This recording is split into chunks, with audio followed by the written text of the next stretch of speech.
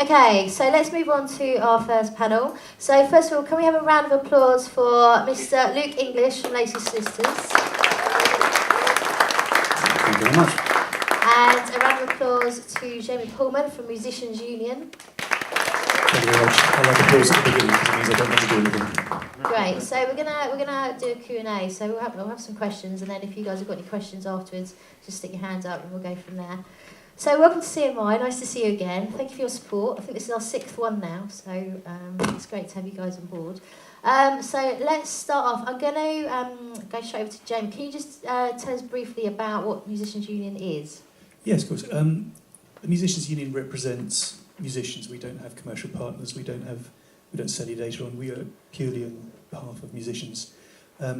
We have 30,000 members, and we provide them with all sorts of services, from contracts, which we'll be talking about today, to insurances, to careers advice. If you need it, we could probably help you with it. I've been a member of the Musicians Union since I was 21, 22, which is a very, very long time ago. And all the time in my musical career, I've found a use for the MU, whether it's chasing up fees from people who didn't pay me or negotiating on my behalf. So we do all sorts of different things. Okay, so you're really there to protect the musician. Yeah, absolutely, and to provide support through their career, to show them how to help advance their careers, to get from here to there to there. Okay, so helping the musicians, and then membership. So are there different levels of fees? Yes, there are, Susie. How strange you should ask. Normal membership costs about £4 a week, so it's a coffee a week. It's £213 a year. If you're a student, however, it's only £20 a year, which is a loss leader for us. We do it because students don't have the money. So we want to be able to help you when you need it. And especially at that time of life, it's a vulnerable time in your career. You often can be prey to the less scrupulous managers and agents and general bad people. Right, okay. So I don't know, 3 benefits for a musician to be in the union. Public liability insurance comes as standard. Instrument insurance, up to £2,000 worth of equipment, plus our contract advisory scheme, which gives you free lawyer time for contracts that you've been offered. Great, okay, fantastic. So, over to Luke. Lacey Solicitors, based locally, but look after clients globally, don't you? So, contracts in the music industry, paperwork, admin, but how important are contracts? I think that the MU will probably agree with me in saying that contracts are very important, because the last thing you want to do is do a high paid gig, whatever it may be, and then there be no payment and you walk away and they go, well, it wasn't a contract, therefore I'm not going to pay you. Thank you very much. I think the whole idea is, if you can get a bit of paper that everyone agrees on, doesn't have to be 50 pages, then I think at the end of the day you can feel a little bit more secure. And if there is a problem, at least you've got that contract to go back on. And what's kind of a general type of experience? So is it, you say, higher paid gigs? When else should you have a contract? Well, there's be a long list of different types of contracts that at Lacey's we can help with. Sort of, we mentioned, if you're early in your career and someone comes along and says, I like what you're doing, I'd like to manage you, then that's quite an important contract to look over and make sure that the paperwork's done on these things. For those of you that don't know, a management contract could be 2, 3, 4, 5 years worth of your life. So it's a long time, so you've got to make sure you do it and you do it right. And then there's a variety of other contracts that you might want to look at. So if you are either a producer or you actually go to a recording studio and produce, then you'll need a producer agreement. So all along your musical career, you'll come across contracts. Now, when you're established and you're doing really well, one of the lovely contracts you get is the sponsorship and endorsement contracts, where a big brand will come to you and go, we love what you do, we want you to wear this t-shirt, these trainers, this watch, whatever it may be. Again, these are times where you need to sit down and go, right, let's make sure all the paperwork's done. Right, okay. So how easy is it to put a contract together? $1 million question. $1 million price tag as well. Not that expensive, honest. How easy is it to put a contract together? I mean, As a lawyer, I represent artists, I represent managers, I represent publishers and record labels, and then various sides. So sometimes a publisher will come to me and say, can you draft me a publishing agreement for all my songwriters?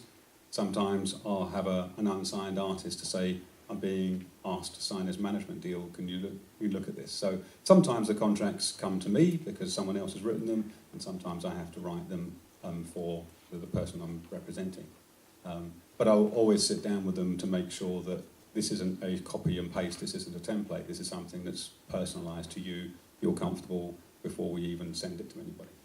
Right, okay. And is it a similar process with Musicians Union? Yes, you're exactly right. The process has to be bespoke. If you go to Marks and Spencer, you can buy a suit that makes you look quite good. But if you want to look like James Bond, you've got to have something that's tailored to you. And it's the same with a contract, whether it's a management contract or it's an agency or a publishing deal, whatever it is. So what we have is a series of specimen contracts which show you what a contract should look like. Publishing one is about 8 pages, 10 pages long, something like that. Management one is slightly shorter. But again, it's just a template, but it shows you, I mean, we had some absolute stinkers come through. We had one a little while ago that was, it was just like half a page. And it was just, I'll do what a manager's supposed to do. Sign here. And they signed. And it's dreadful because, don't do that. But what we do is when somebody is offered a contract, we don't do the drafting. What we do is when somebody is offered a contract, one of our members, we will then have it checked over by a lawyer for you, and they will point out all of the appalling things that you shouldn't do. There was a guy recently who had a contract. They were after a chance to go record an album in Germany, and so they said, brilliant, yeah, they want to do that. And the contract came through and it was all in German, and of course they couldn't read it because they didn't speak German. So they typed it all into Google Translate, and it came out looking weird, even weirder than normal contracts look. And yeah, they signed it, and they went and did the work, and it turned out they'd signed away all their rights to everything. They didn't own the copyright, the masters, the music, anything. It was dreadful. And there was nothing we could do because they'd signed it. It was awful. So we've just launched a new management template contract with the MMF and the FAC, which, again, is something that managers can agree is fair, artists can agree is fair, and it's a basis from which to work. We've got a gazillion different types of contracts on their website as well for just one-off gigs. It's the simple stuff. Who's going to play? Where they're going to play? How much are you going to get? Who's booking you? It's not rocket science, but it's something. And something people often say is it feels weird to get a contract for a gig. You know, I could just do a handshake, yeah. But if you're prepared to sign something to say you're going to go and do the gig, why wouldn't they be prepared to sign something to say they're going to pay you to do the gig?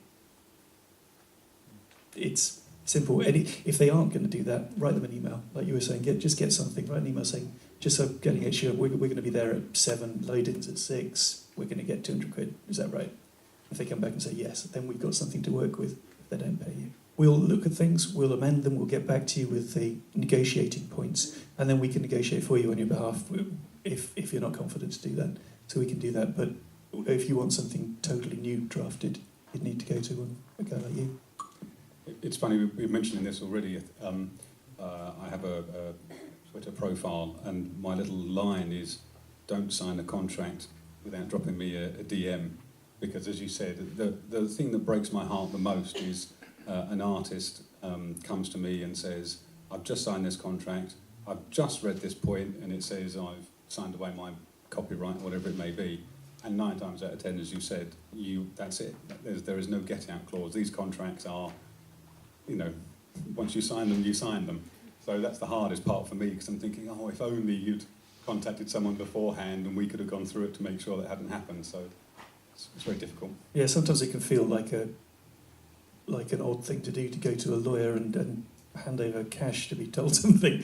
But really, it's a really sensible thing to do. A really sensible thing to do, whether you do it through Lacey's or whether you do it through your membership with us. Please do that. Yeah, it's so important to protect yourselves, isn't it? So, should we go to the floor? Has anyone got any questions for Jamie and Luke about contracts? Do you all use contracts for your gigs and festivals? And Judy, you got a question?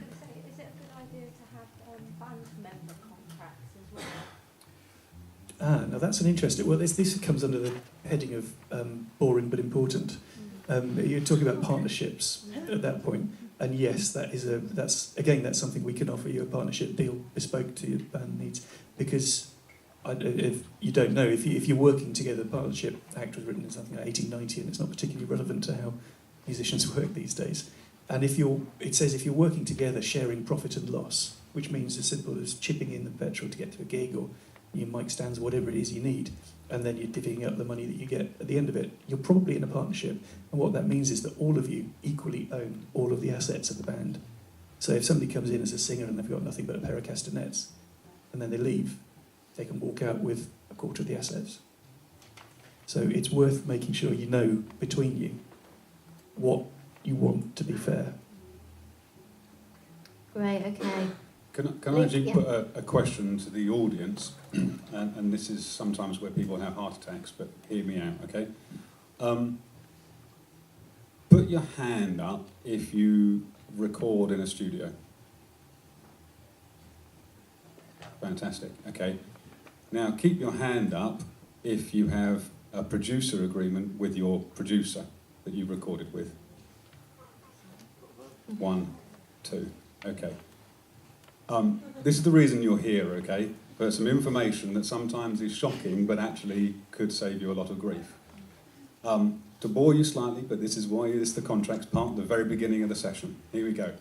Under copyright law, if I'm a producer and you're an artist, you can come into my studio, you could have written the song, played the guitar, done the vocals, done everything. But the moment it goes through my desk, on my recording desk, I own the copyright in that.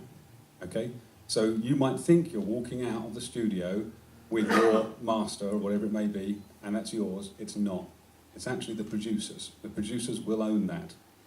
And the danger is, if you release that and you start making money on it and you're successful, the producer can sue you and will win 100%, and it'll take every single penny that you've made on that track. I know this is a bit scary, but hear me out. What you will need is a producer agreement between you and the producer that will basically say, in exchange for, and I'm making figures up, so don't quote me here, in exchange for 50 quid, 100 quid, 500 quid, depending on what producer you're dealing with, or more, you give me back my copyright. So I'm paying you money to record the session with me. In exchange for that, all the copyright that you make, you give back to me. Because if that doesn't happen, you don't own your masters. And if your intention is for you to go and sign with a record label, the record label won't take that track. Why? Because someone else owns it. If you can go to the record label and say, here's my producer agreements, I own every single track, they'll go, brilliant, thank you very much, we'll go and release that as an album. If you can't prove it, it's going to be a lot of hassle for the record label to go back to the producer, to go back with a producer agreement.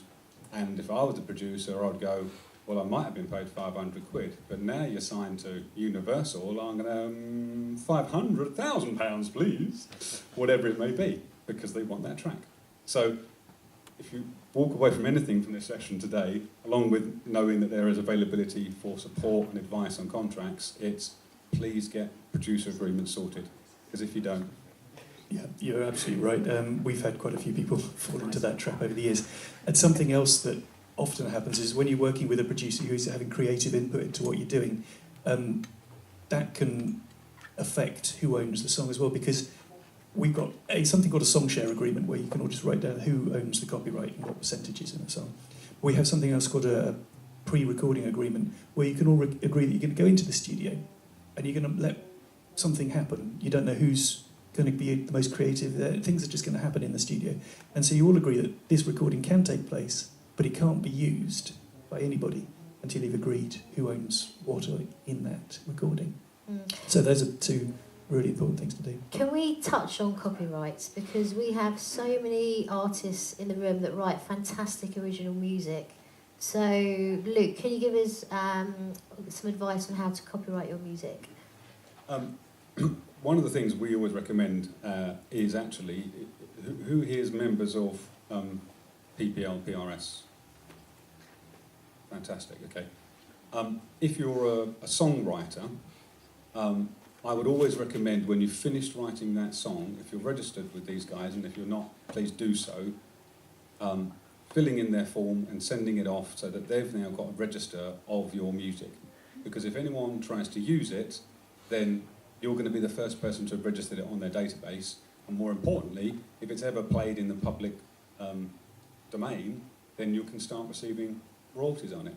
So that's a simple way of doing it, and fairly low cost, but it's taking your copyright and then using it effectively to get royalties.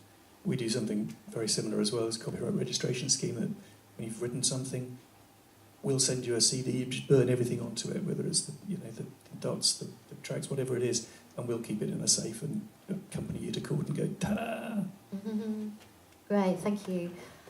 So regarding the contracts, I mean, it's not just the music industry. You should have contracts and agreements in all different industries. I know there's some people in the audience that are putting on shows, having agreements with promoters, things like that. So it's obviously quite a common practice that people need to get in a habit of putting these documents together. Yeah, I mean, we're coming up to what I would call festival season, which is great fun because people can play gigs locally or, go and play Glastonbury or Reading or whatever it may be. Brilliant. But, as you said, that does actually entail contracts. And no matter whether you're paying a local festival or a big national festival, it's really important, again, that you get those bits of paper because, from your point of view, as we've mentioned before, when am I turning up? Is there going to be any sound check? What am I being paid? Am I just being paid expenses to get there and back again? Is there accommodation involved?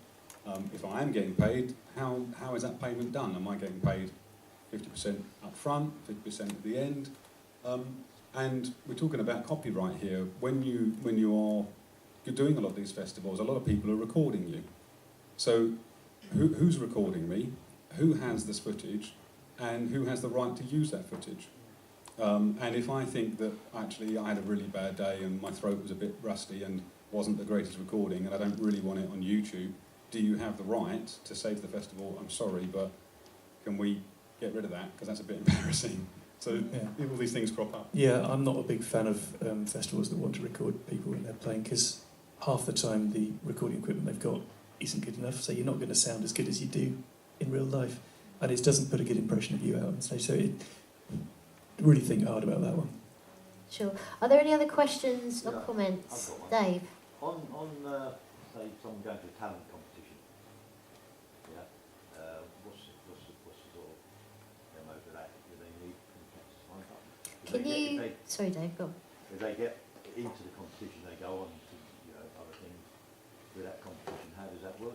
Yeah, so if you're... Can you all hear the questions? If you're going into a talent competition, the question was how you should approach your contracts with that and then beyond.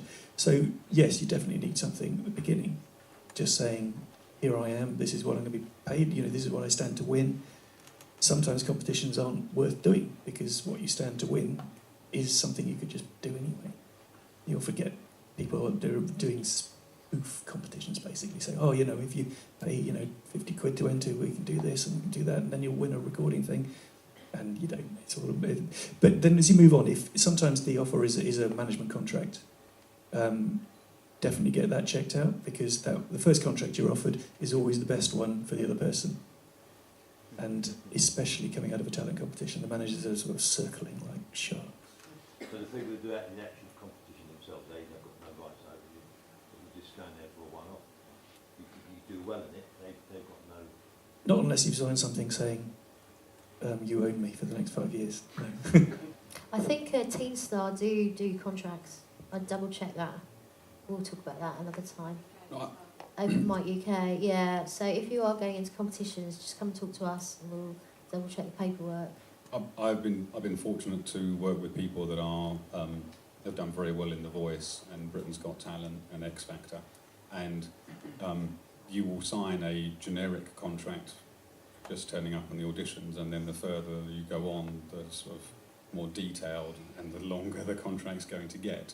And at each of those stages, it's really important that you read the small print because, as you said, your recordings, your voice, what you're doing, the songs, whether the originals or covers, who owns those, what's going to happen. I remember seeing a dreadful one, I can't remember which these TV competitions it was from, but just by taking part in it, you signed over the copyright in your music. Not the recording, but the actual music. Dreadful. Steve, do you have a question? Would you advise using VC at all in a contract? Do you know what VC is? Signing under duress. If you put a VC before your name, it no longer counts, but it's still your signature. Well, as a lawyer, I would say no contract should ever be signed under duress. Right. Full stop, end of story. Yeah. Fortunately, in my career, people do call me and say, I've got this contract, I've been told I must sign it in 24 hours, otherwise ... And I always say, look, it's entirely up to the artist or whoever I'm representing to do what they want to do. I can give advice, I'm not going to tell you what to do. But my personal opinion would be walk away. Because if someone's putting pressure on you to sign a contract in 24 hours, that's not a great start of a relationship. And how's that going to progress as the years, months and years go on? Alarm bells should be ringing. Is it worth knowing that, though, about the VC rule and the 3 dots?